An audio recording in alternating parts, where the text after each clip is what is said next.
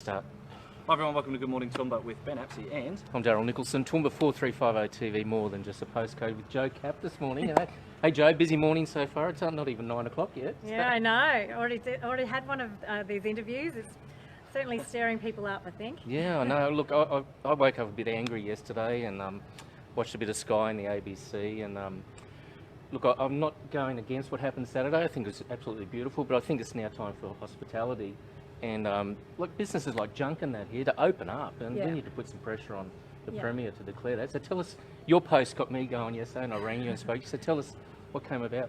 So I actually saw the protest that was happening on Saturday, so much so that even my daughter attended. I'm a big supporter of the BLM movement. I think it's a fantastic way to go. Black Lives Matter, all lives matter. Yes, we need to get on board. Now, the Premier had to make a decision as to whether she would support it or not support it, or forget that it was actually even happening. Whatever. Anyway, she took the peaceful approach. You have to give her that, in the sense that she didn't want to cause protests to happen. We don't want that to happen. No one wants that to happen. So she did that. Now, this was a bump in the road with her actual way that she wanted to actually move forward with looking after us all in the pandemic. Yep. And this bump in the road is now a new precedent. So as far as I'm concerned, if you allow 30,000 people to meet in King George Square in Brisbane, why can we not have a 4 metre square rule reduced to 2 metre square rule, and we can increase the numbers in our restaurants and our pubs and our clubs and our theatres and our restaurants across the state? And also, we should be looking at opening the borders. I mean, haven't we got 2 children missing? And aren't they suspected to be in New South Wales? That's right. How come they were not checked when they went over the border?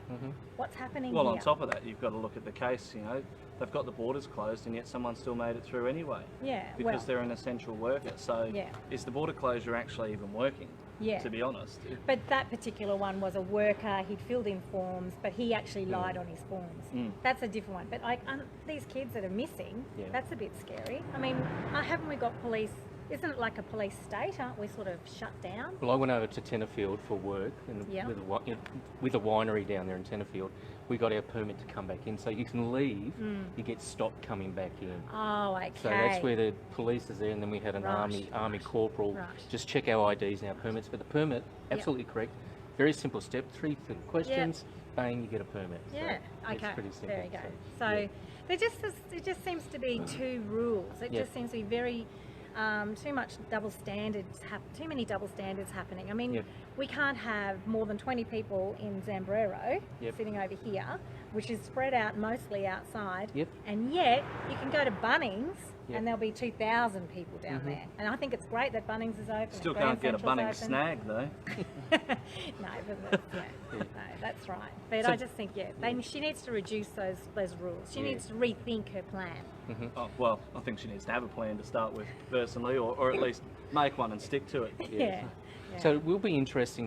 Dr. Michael Levin was on Sky yesterday, and he was talking about the whole virus, and not really a conspiracy, but the cases are low. We've got 102 people are dead. We've had more people die in car accidents. The flu season.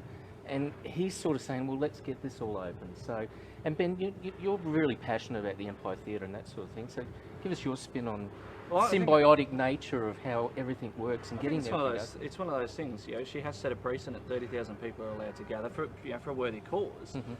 But why can't we go and watch a musical? There are community organisations that are hurting. The Empire Theatre is bleeding cash. The tourism industry is virtually on its knees, begging for the borders to be opened to get tourism back on its feet, and nothing's happening. It's just this stalemate. She doesn't want to make a decision down in Brisbane, and I'm sorry, but Palaszczuk, you've been elected to lead. How about you show some conviction and actually lead? That's what it comes down to. Michael Levin talked about, and look, this thing's gone nationwide. I was watching the ABC this morning. Papers around Australia have got hospitality leaders saying, let's get open, not only in Queensland, but around Australia. And even Dr. Michael Levin said people should wear black armbands and go to the football and demand to get in and see their favourite team play. And I think, maybe that's something we should do. Could we form a little protest here, Joe, under the events group? No. Well, as I just said on the ABC, I just said, look, I'm an advocate for small business through and through, and I will do whatever I possibly can to make sure that, you know, these messages get heard. But no, I'm not one of those sort of people. But I do think the black armband thing could have been a way that Anastasia could have, or the Labor government, or our Premier, Queensland State Government, it could have done something differently. We had to rethink what we wanted to do for Anzac Day, and it came across beautifully. I mean, there was not a dry eye at the dawn of Anzac Day.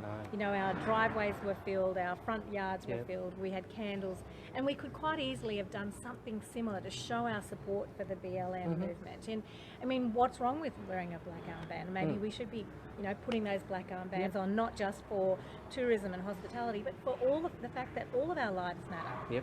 Now, I'm not saying... Maybe done an Earth Hour type thing where, you know, all the monuments that are lit up at night time, dark for an hour. Exactly. You know, bring attention to the fact that we all do care. You know, there are other ways of doing things other than, you know, but she had to make that decision. She had to make it very quickly. But as Ben says, she didn't make a decision. She just let it happen.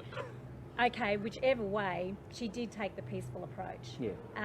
And watching what was happening in America, there's no way that we would want that to happen here. And we need to grab hold of all our brothers and sisters, black, white, and brindle. Well, you know, unfortunately, there were a couple of cases in Brisbane where there was some vandalisms, and a former NRL player jumping up on a police car, which is just when the NRL thought that it couldn't get any worse. I don't know anything about that. No, I don't either. Yeah, but anyway. Cracker of a day today. I think it's going to be another 20 degrees. It was like 20 degrees yesterday. So do you know what the temperature is going to be today? I think it's meant to be about 18 or 19 degrees Beautiful today. But the sun is out, there's not a cloud in the sky, beautiful day. Get down into the Toowoomba CBD and support some of the local businesses. Buy your travel through a travel agent. Help them get back on their feet while there's no international travel. Buy your coffee from a local guy, not from a franchise. Definitely. It's the way to go. Monday the 8th of June. 2 shopping days left till our birthdays. So don't forget. Let's hope the weather stays good. That's right. I had the flu last year, so that's the thing. I know how horrible it can be. So. Well, I'm going to wrap up. Thanks, Joe, this morning, and I know you've got a busy day ahead, so thanks for your time today. I'm Daryl Nicholson, Toowoomba 4358 TV, more than just a postcode. And thank you for joining us with Good Morning Toowoomba. I'm Ben Apsey.